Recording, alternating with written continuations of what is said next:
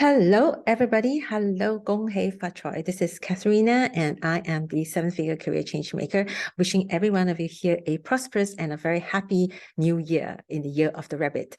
Today, I'm actually going to be introducing one of my speakers because I would like for 2023 to actually have a group of speakers or guest speakers that can come into my platform where they can talk to you about their careers, how they actually exceed and they actually thrive in their own careers. And they could be C-suites, even senior executives or even entrepreneurs. So today, my very first guest speaker will be Benjamin Bo. And Benjamin Bo is the McDonald's managing director. And he actually got into being a managing director before the age of 40. And definitely we want to crack his brains to actually know how he did it. And I'm sure all of us here love McDonald's, right? It's such a great brand. So let's welcome Benjamin. Benjamin. Hi, hi Kat. Hi, how are you? Gong Hei Fa Choi. Okay, Pak Choi. Yeah, how's New Year been for you so far? You started work already? Yes, today is the first day of work. New Mm, Year has been very rainy, not mm-hmm, the norm for Singapore, mm-hmm, but yeah, still good. Still good. I hope mm-hmm. everyone has had a great New Year so far and wish everyone the best of health and happiness in a rabbit New Year. And I'm sure everybody has. And in case some of you here be wondering, hey, they both got the same surname. Yeah, it's very our surname is already very rare, right? So I'll tell you whether we are related or not. But for now, let's hear what Benjamin has to say. So Benjamin, I am also very curious because you did very well in your career, and I definitely have seen your rise, over this number of years. Maybe you want to share to my audience because I have a lot of professionals in middle to senior management as well. Were you very clear on your career path in the very beginning already? Maybe before I start, I'll just give Yeah. a quick introduction Yes, yes, because yes. that will lend also weight to my journey so far. Mm, So my name is Benjamin Bo, and I'm a managing director of McDonald's Singapore. mm-hmm, And I have been working with the McDonald's brand for about 10 years now. mm-hmm, And prior to that, I spent a few years here and there doing strategy and analytics for companies such as Procter and Gamble and an American company, Analytic Partners. Married with two beautiful children, and so far enjoying my journey as a father, as a husband, and also as a organizational leader.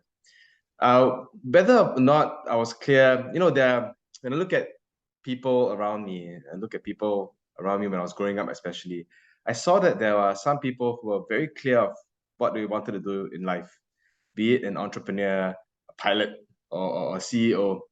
I was not one of those, but I was exposed to many leaders in my life from the young age all the way to growing up to becoming part of the working and corporate life. And I wasn't dead set on becoming a CEO at a very young age. But what I mm-hmm, did was I often found myself observing the leaders around me. And often enough, I would ask myself if that leader's style is worth learning from or not. Because there are good mm, leaders, there are bad leaders, but not so much good or bad leaders. It's not arbitrary. It's more of good leaders that suit my style and right, leaders that don't suit my style. right. And often enough, I also ask myself, what can I emulate from that leader? And what can I do even better if I had been put in that situation? Mm-hmm, Now, over time, it started becoming clear to me. And and and I really asked myself this very, very, very important question. Do I ever want to be in those shoes? Because those are tough shoes yeah. and a lot of responsibility and all that. Do I really want to be in the shoe of a CEO or an MD? And more importantly, why? Why do I want to be in that shoe, on those shoes? Over time, I became more certain that the answer was yes. I do want to lead an organization, but it's not so much for the title or for the paycheck, Mm, but more because I was inspired by the fact that a leader can make or break an organization. They can build an organization that develops their people, gives them more opportunities to grow, while adding value to the customers mm, that the organization serves, and also the community that the organization is part of. So again, a good leader can make a difference, and I really wanted to do the same. So that's really why I wanted to work hard to get to where I am today. Not to say I'm successful or not, but at least now I know for sure I lead an organization that does that. It works with a lot of people, from 13-year-olds, 14-year-olds, all the way to 70-year-olds, mm-hmm, and it serves Singapore. We serve more than 6 million people, 6 million customers every month, and wow. that's something that's a big responsibility when you serve that many people. Yeah. What you do can go southwards can be bad, but what Right. you could do could be also good for the people around us. Okay, that's very, very well said, because I think a lot of us sometimes in the beginning we really do not know where we want to head in our career. Even I didn't know, and it's along the way when you see, and you, as you said, you actually emulate the leaders that you feel that, and they gave you the inspiration as well. And I think you're doing it for a better cause as well, from what I hear, which is very, very good. So I also like to know, because I'm sure that, it was also not easy, right, for you. So what steps did you actually take to get to where you are today? How did you actually, prepare yourself as well? Wow. Lots of hard work for sure. Mm, Lots of putting my hands up for tasks or opportunities where I knew I wasn't the best candidate or I wasn't the obvious choice because of the expertise needed. Essentially, lots of putting myself out of my comfort zone and knowing that I have to work harder, or even harder than everybody else because I wasn't the obvious choice. But at the same time, it's not just my effort alone. I understood that I had to build a lot of networks. I had to build partnerships with my colleagues or mm, peers around me. I had to find people who would spare the time to train me, teach me, mm, coach me, mm, so I can keep honing my skills as more of an organization thinker versus just a functional expert. So mm, yes, while I did put in a lot of the hard work, I mm, also had the privilege of having great family relationships, great friends, and great colleagues who mm, supported me along the way. And mm. that's really how, with every opportunity I had, I was able to do it relatively well, I guess. But more importantly, I was able to learn a lot and add value to whichever role or organization I was part of. Okay, so you will basically be seen and then put in the work. But you said something I found very interesting. Maybe you want to elaborate a little bit, because you said you were not the obvious choice, you know. So why were you not the obvious choice, and what did you do to make sure that you become the obvious choice in the end? Oh, many examples, many examples. I think the first example I would quote is or I will talk about is the McDonald's Japan example. So Mm, when I moved to McDonald's Japan, I moved for personal reasons. When I mm, moved there, mm, they obviously had to find something for me, and mm, thankfully they did, because that really helped in not just getting me closer to my family, because my mhm, wife was there, but mm, more importantly also getting me even more exposure to the business and really understanding what is required of the business. When I moved to Japan, the role was to introduce and execute and grow the delivery business, to introduce a delivery model that would be sustainable and good for mhm, the business. mhm, Now, for me, I'm not an operations expert. I'm mm, not Japanese. I don't come from there. So I wouldn't right. have the single clue of what works for Japan. So all these were working against me. So obviously, with that, it's a very daunting task. But when I went there, I knew what I had to do. I Mhm, knew what my deliverable would be. mhm, And the only way to get there is to work through people, to mhm, understand how does the market work. Why mm, isn't delivery as big as what it should be, mm, unlike in other countries where delivery is a big part of the business? And who are the players out there that can truly help us? And just to understand that, it takes a lot of humility, it takes a lot of understanding, asking questions, but it never takes the I know the answer. Just because Singapore has a good delivery business doesn't mean I know what it takes to get Japan up and running. So all that, was working against me, but I didn't let that put me down. Instead, I just said, okay, time to be humble, talk to people, understand more. And through working with the right people, working with experts, we built a model that worked. And thankfully we did, because during COVID, that was the model that helped get a lot of our food to our customers when they couldn't get to the restaurants. right. Coming back to Singapore was another one. When I came back in 2019, my first role was being the chief operating officer. And my three departments that was under my care was operations, real Mhm, estate, and HR. These are three things I've never worked on in right. depth when I was working through my career, because I'm a strategy guy. I did a lot of analytical work. So if you ask me to put together a presentation of what's the 5-year plan, I can do that very easily, because that was what my training. That's my training. That's what helped me learn and understand businesses. But understanding operations, understanding the ground, understanding what's required to get things executed well and sustainably, that's not my forte. So Mm, having that under my care, I could either say, all right, it's let me just tell people what to do, Mm-hmm. or just understand, okay, this is what I need to do, but I'm not an expert. So who are the experts then? How do I work with them? How do I bring my skill sets to make it even better so that we work together? So those are those things where, it's really out of my comfort zone. And it's one of those things where it can be so daunting that it can cause you to fail. But I told myself, hey, the whole purpose of me coming back is to make a difference, make it better with the people. And that's how, that's my mindset, and that's what hopefully helped me succeed, I guess. Okay, that's awesome, because I really believe that sometimes growth comes from getting out of our comfort zone, doing something a little bit different. You know what I mean? And that's where you can rise again, right? So I think that's great. That's great, and I've always been advocating that as well. We need to get out of the comfort zone, because you get too comfortable in your position. Sometimes you don't actually grow and you don't learn, and there's no growth as well. Okay, so very, very good. I'm going to ask you also, I'm sure I have spoken to a lot of, I coach a lot of senior executives as well. So sometimes they also feel they have a lot of challenges, and some of them are also very ready to quit, just through it all. And what would you suggest, or what did you do for yourself? I'm sure you faced many challenges, especially what you said about the COVID, right? What you have to do. And I believe during those times it was extremely difficult. So how did you yourself rise up to all these challenges and work and continue to thrive in your organization? I think the first one is purpose. Purpose leads to a lot of things. Purpose, a very strong purpose leads to determination, leads to stamina, leads to courage. Ultimately, it leads to grit. So I definitely have faced many challenges in my career. So, unlike popular belief that, leaders often climb the ladder very quickly and very smoothly, most leaders I know have career paths that look more like snakes and ladders. So if you know the game Snakes and Ladders, yes, you can go up. You can go up very quickly, but you must also sometimes go sideways, and sometimes you can go all the way down.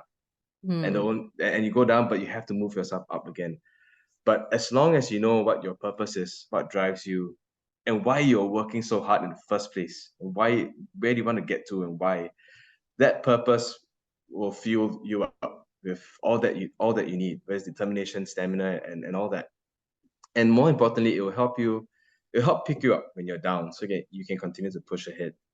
So for me, for every job that I've had since I graduated, I always took pride in it. I always wanted to make a difference. I always wanted to make sure that the time spent on that role, on that job, was to help the business, help the people, help the customer. And that purpose, or some would say is an obsession, really helped me get through the tough times and helped me cherish the good times. It also helped me navigate things like work politics. It's very easy to get engulfed and swallowed by work politics and let that get you down. But because I knew very clearly what needs to be done, ultimately we're all trying to get a job done and trying to do it for the better good for everybody, right? All our stakeholders. Instead of letting it swallow me up, I didn't let it weigh me down. I just told myself to navigate through it. Ultimately, people all want to get a good job done. How do you get it done? How do you work through people? How do you communicate well with peers, colleagues, and also how do you seek help with the bosses whenever you need? So you talk about COVID. COVID was a very, very good example. Obviously, with COVID, everything was very unclear. Everything was hurting, whether it's the business, hurting the people, hurting their health. In Singapore, we had very unique issues. We had a lot of foreign workers, Malaysian workers who used to come in day in, day out. But because of COVID, because of all the closures, we had a lot of Malaysians who came in to work in Singapore because they have to put food and money on the table. But they couldn't go back. They couldn't go back for 2+ years, which is crazy. If you think about it, some of them didn't see their kids when they were born, which is unthinkable, right, for us in Singapore. But that was a reality that a lot of people were going through. So as a leader, then how do you get through that? How do you make sure that you still make the organization effective, well running, but at the same time empathetic? Because there are people who are suffering because of this COVID crisis. So those are all the challenges that were there, but because of the purpose, it was very clear.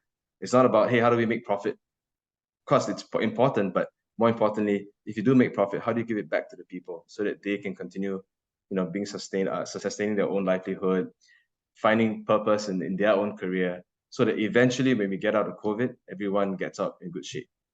So yeah, it's challenges that you face, but it's something that you get through because you know why you're doing it in the first place. there's one thing that I also find, it's a myth, a common myth. Leaders in organization, don't worry, your challenges people will work on it, no problem. But I think, in my experience as a leader, is the challenges are even bigger because the scope of responsibility is just so much bigger. So instead of looking after one department or one function, you have to oversee now every aspect of the organization. So how do you manage that? For me, I manage it through working with my team to get through all these challenges and getting to the best solution. It is very easy for a leader to direct the team on what to do. It's very easy to tell people what to do. But in my experience, a leader is often not the smartest person in the room, nor should he or she be, because a leader is a generalist. You're supposed to work with people, get the best of people, and work through the people. Therefore, for me, my style and what I've seen is it's so much more effective to develop a good team that not only can work well together, but are mature enough, to debate on issues when the issues come, all for the purpose of getting to the best solution together. So I've been blessed to work through those challenges, and thankfully we've got through COVID in a pretty good shape. Thank you so much for that, because I'm sure if any of the leaders here are listening, because I think a lot of times nowadays when we talk about leadership, right? There's so much things about leadership. Whether is it you are inspiring or are you dictating? Are you actually listening to your people, or are you telling them what to do? I think all these things actually has a huge impact on the challenges that you face, because at the end of the day, you need the people to be there to support you too, as well, right? Because then you can get your job done. And a leader is, as you said, a journalist, but the people that you hire, the talent, is also very important to get things to move ahead and rise up to the challenges. Okay, so my next question to you, Benjamin. As a leader, I'm sure you're always extremely busy, and I'm sure you work for long hours and you have a lot of things on your belt. But how do you actually, balance yourself in terms of, having that fulfillment in your job, at the same time having that quality of life? How do you strike that balance, for yourself? Because as you said, you have two beautiful kids as well. How do you strike that balance? Well, I would say the word purpose comes up again very strongly. And I tell you why. Especially in these times, I know people are seeking quality of life, and they should. Yeah. But the reality is this: we are all living and working in a time where competition is stiff, inflation is off the charts, recession is coming, people are going to tighten the wallets. So obviously, it's getting harder and harder to survive, let alone succeed and thrive for any organization. So the reality and what I'm seeing is people are working harder to get the same kind of results they could get maybe 5 or 10 years ago. So they have to do a lot more to get either the same or many times a lot more for less. So I'm well aware of that, and I've accepted that is our reality now. So I know I have to work harder. I know I have to put in the hours. And even when I'm not working, I know my mind is on the business, because that's the reality of the situation right now. But when I do get a break, I have to make sure that every minute away from work counts. And it's hard, anybody, whether it's a leader or not, whether you're working in a single contributor role, it's hard because, again, the environment as such, it's so hard to get things done and to succeed now in this environment. But it's a conscious effort that I feel every one of us has to make. And companies can do their part, organizations can do their part, but individuals must do their part to take care of themselves. So for example, for me, I know what my hobbies are, I know what my stress points are, my triggers, but I also know what are the things that can get me away from that stress point. Or when a trigger comes, I can do something so that I can get to a better state, I can fight the next day, right? So for me, it's about working out, running, being engaged in sports because I love sports, and also my time with the family and kids. So these are the things that I know I need. So every time when I'm too stressed out and I'm not churning out as much of a good output as I used to do, I'll take a time off, even if it's for half an hour. Do something that's along the lines of my hobbies and what I know will make me feel better. Then get back to what I need to do. So I think everyone, my sensing is everyone needs to have that level of understanding of themselves, know what your stress points are, know what your triggers are, and know what you can do to get to a better state. Because this is a marathon for sure. It's not a sprint. These tough times are going to last for a while. But Yeah. if all of us take care of ourselves, we'll be in better shape. And if you're in better shape, then you're better able to fight the fight that you have to do every day. Yeah, definitely. Because definitely this 2023, we hear so much things, about there's going to be a lot of challenges ahead, and all of us have to really get ourselves ready. And I think the mindset is actually extremely important, and how you balance yourself with your hobbies and knowing where your stress levels and what you need to do, right? Some people, if they know it, they will do something about it to help themselves so that it doesn't aggravate, to become even worse. Definitely. Yeah. Okay. Also, Benjamin, a lot of people have been always talking about, I think I'm sure you hear it everywhere on social media, follow your passion, So for me, I didn't even know what's my passion until much later. And sometimes you have to get into the job to actually realize it.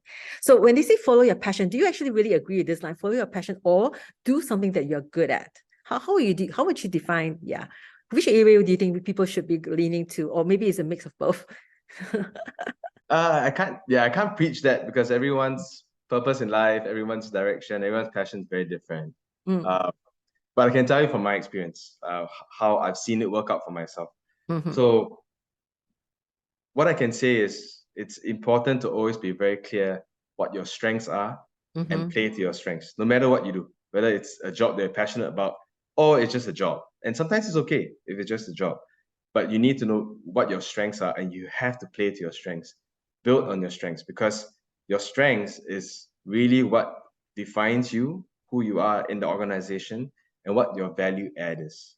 Well, of course, it's important to be aware of your blind sides, but keep them in check for sure, by either making small improvements on it, just being aware of it, or work with people who are strong where you're weak. So together you form a team or unit that can be even stronger. And I've seen that a lot of times in my career. Again, I think strategy, right? I'm not an execution specialist, but it's important to have kind of both when you're a leader. But I don't have to do both. That's not my job anymore. My job is to work with people so we can have the right strategy, but then also work with people who can execute that strategy and make sure that that strategy can be communicated down the line to every single level, all the way to, in my case, people in the restaurants, from our part-timers who work there. They don't have to know, of course, the broad strokes of strategy, because that's not their job. But they need to know at least what their role is to make sure that strategy comes to life in the restaurant.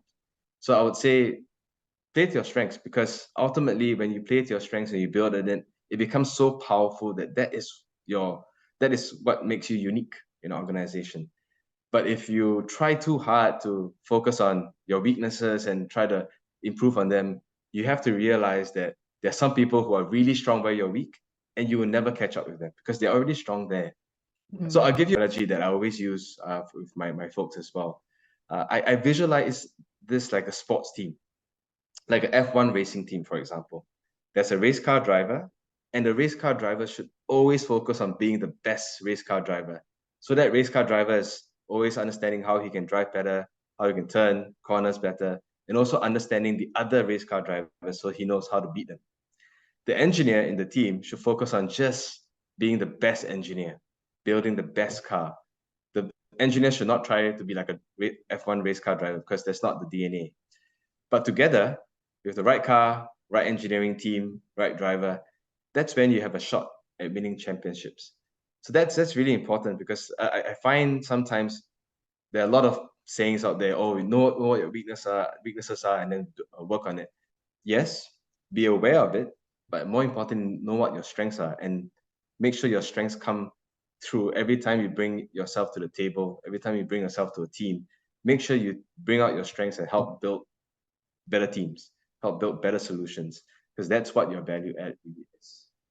For me, right, I actually have a career profiling report that I've worked with an AI company, a digital company, whereby we help people to actually identify their strengths. Because I always believe what you just said as well, Benjamin, that we should play on our strengths and not on our weaknesses. So, if you put too much time to trying to build that weaknesses, by that time, someone else, as you said, is going to overtake you because they're really good in what they do, right?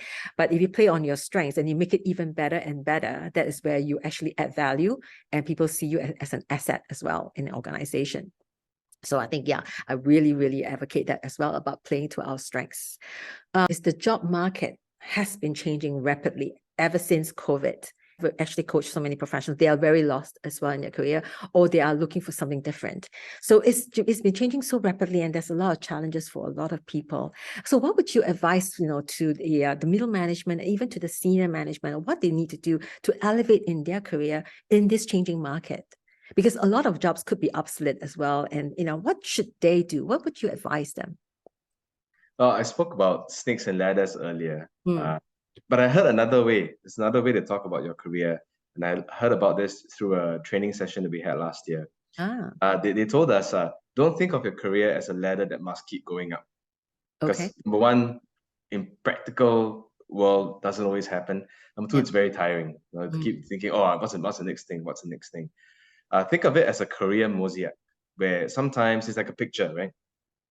Sometimes you have to move sideways, you have to draw left, draw right.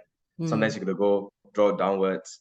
And it's mm, not because you have to downgrade, but sometimes you have to do it to learn the skills and be exposed to things that will eventually get you to moving up.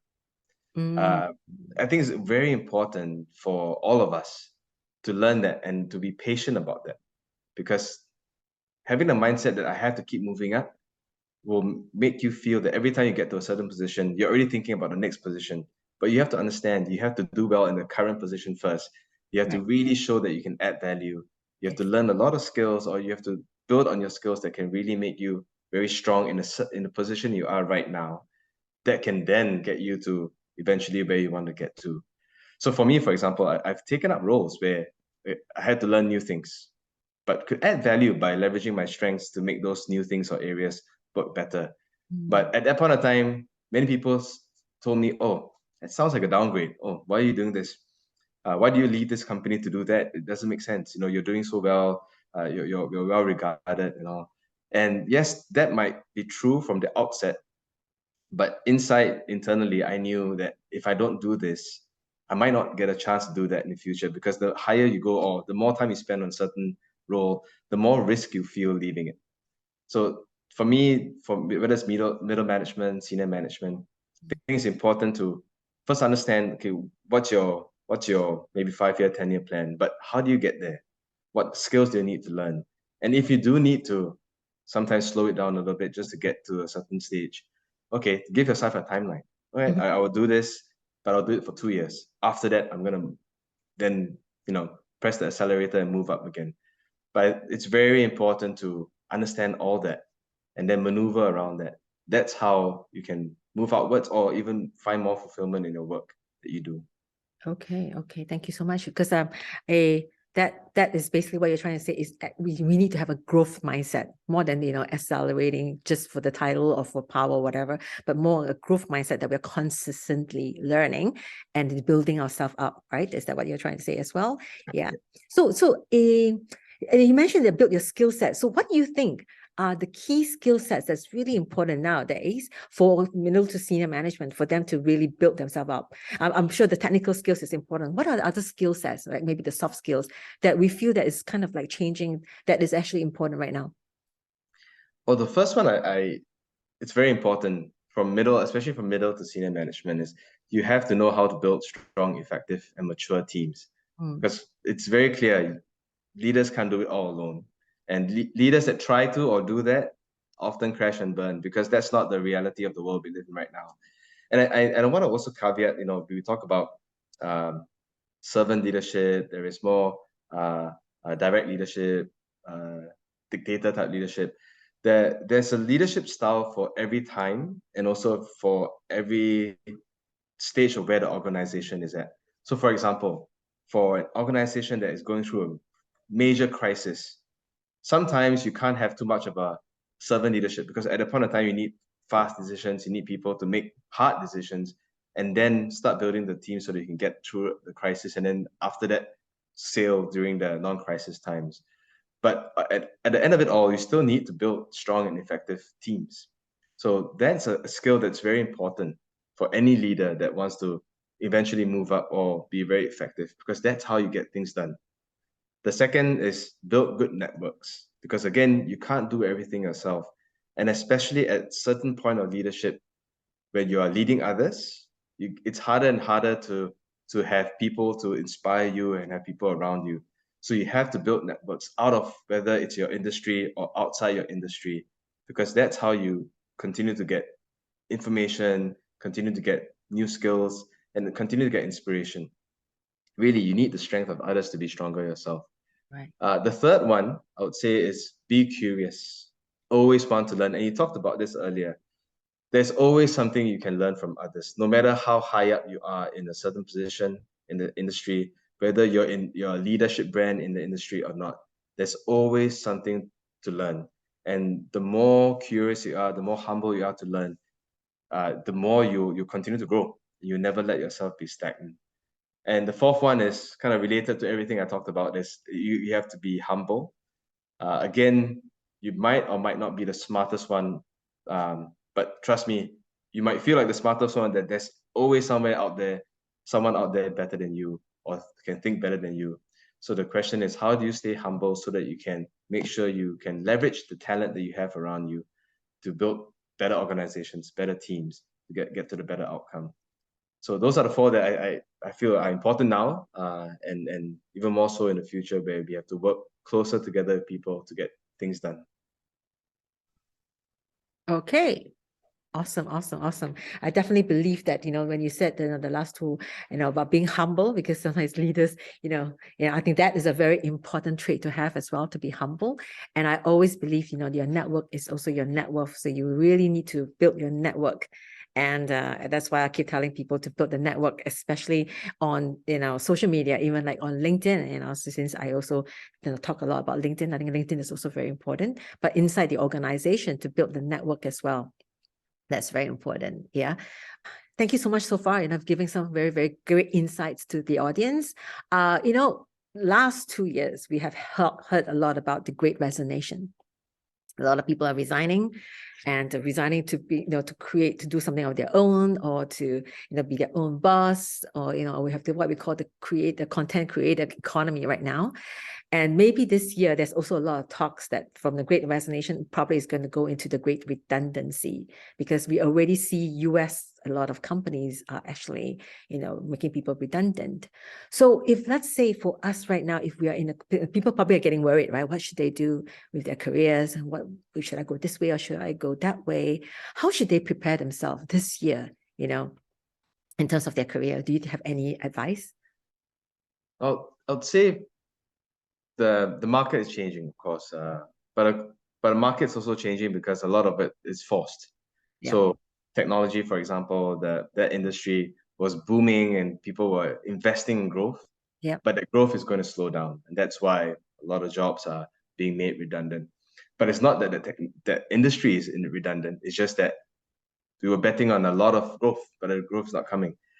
So I would say for anyone who is, number one, worried about their job, I think one thing is very important is have a good conversation with your manager, your boss, and always talk about what you can do better to add value to an organization, regardless of what the industry is, regardless of what state the industry is in.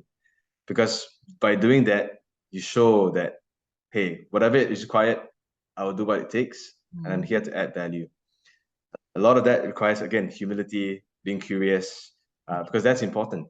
And that's what a lot of managers and bosses are looking out for right now, because they also feel, okay, right now I'm going through a tough time. I need the best people with me. But more importantly, I need people who are in it with me, who will get through this, because eventually we'll get out of this crisis. Eventually, this recessionary environment, inflationary environment will move out. And we have been through enough recessions and inflation times where it eventually normalizes and fizzles out. But the question for a lot of managers and bosses and out there is, who's going to be with me during this time? Who can I count on? So it's very important if you are in middle management, even in senior management, you need to start asking that question and ask yourself as well, how can you then add value? How can you pivot yourself so that you don't stay stagnant, number one, don't stay redundant, that's important, but more importantly, add value in a time like this. For people who are rethinking their career and different opportunities, I think what I would say is, again, go back to what drives happiness for you at work. Right. Because you spend more time at work than with your family, than when you're sleeping, with your friends, with yourself. Most times of your life, you spend it at work. And like I mentioned before, working is not going to be easier. It is going to be tougher. So then the question is, okay, what would give you happiness for you or fulfillment when you are at work? And then chase that. Whether it's different roles, sometimes it's not about just moving companies. Sometimes you just want a different role, or whether it's doing it on your own and all that. I think first you need to be very clear on what that purpose, what your direction is, because no matter where you go, whether it's in the corporate world, whether you do it on your own, it is going to be tough because that's the environment we are in right now, and nothing is going to be smooth sailing. Even in industries that are doing very well, for example, maybe shipping, logistics, you hear about them giving crazy bonuses and all that. Yes, they're doing well, but that doesn't mean that people are not working harder. In fact, they have to work harder because everyone wants to get into this game. It's so competitive right now. So it means everyone has to work harder to get the deals. Yeah. So in that case, then you will burn out anyway. So what defines your purpose, your happiness, and then chase that. Because then not only will you make sure you're not redundant, you also find more happiness in working harder, because that's a reality we're going through right now. Yeah. Like for me, right? I went from corporate to kind of becoming a coach as well. And a lot of people think it looks like it's actually very easy, but it's really a lot of work. And somebody just asked me, so which digital marketing agency have you actually engaged in? I see you do so much videos and all that. I'm like, I'm the one doing everything for now. You know what I mean? So, yes, it really takes a lot of work. It really takes a lot of hard work and effort to even build what I'm building. And even at corporate, I think I put in just as much work and just as much effort, maybe in fact even more, and I have to really build my skill sets as well. So at the end, I think, that's what you said, so accurate, it's so true, because clarity is important, and knowing your purpose, what drives you, what makes you happy, and how you balance it yourself internally. I think that's also very important, because otherwise when you get burnout, and that's why we hear a lot of people getting, a bit, depressed, or, mentally, unhappy, it's all because of they couldn't manage, the challenges that they face. So I think today, I hope this, will help a lot of us, with what your insights, how we can rebalance and, rethink about our objectives and our purpose in life as well. So Benjamin, before we wrap up, do you have any one last advice or word that you want to share to the Career Changemakers audience here? I'll go back to the snakes and ladders and career mosaic. I think that's just a very good way to think about your career, because it empowers you to now think, okay, it's not about just moving up anymore. It's about doing what's required, building on my own skills, building on my own strengths, building on my own networks, to eventually get to a place where I find fulfillment and happiness. And that it's being a C-suite, that is being a CEO, that is being an entrepreneur, or for some people, it's just being a single contributor. It's fine. But more importantly, how do you want to get around that so that eventually you get to a place where you feel like, okay, I put in so many years of work during my life, and it's fulfilling, it's worthwhile, and I can say that I've done a good job. So that's what I'll leave you with. Yeah, thank you so much, because that's also what I advocate about, elevating your career in terms of growth mindset, in terms of fulfillment and being happy, because a lot of people are so, even though you're at C-suite, they're so unhappy, or they're at senior management, they're so unhappy. Most important thing, we have to be happy as well, in what we do. And it all starts with ourselves, how we, manage ourselves. That's so important. And I like what you said about the mosaic as well. I learned something new about that as well. So thank you so much. So thank you so much, Benjamin. Okay, I did say at the end, I will say, how come both our surname is Bo, right? So should we tell them? I think some of them know, but anyway, Benjamin is actually my brother. So yeah, so he's my first speaker for the Year of the Rabbit. That's why I invited him, and I'm sure he has a lot to share, and I feel that he's a very good example of where he got to where he is today. And I hope all of you have learned something as well. Thank you so much, Benjamin. Thank you so much for your time today, and we'll catch up again. Pleasure. All right, and thank you to everybody for listening as well. Take care. Bye-bye. Thank you, everyone. Bye. Bye.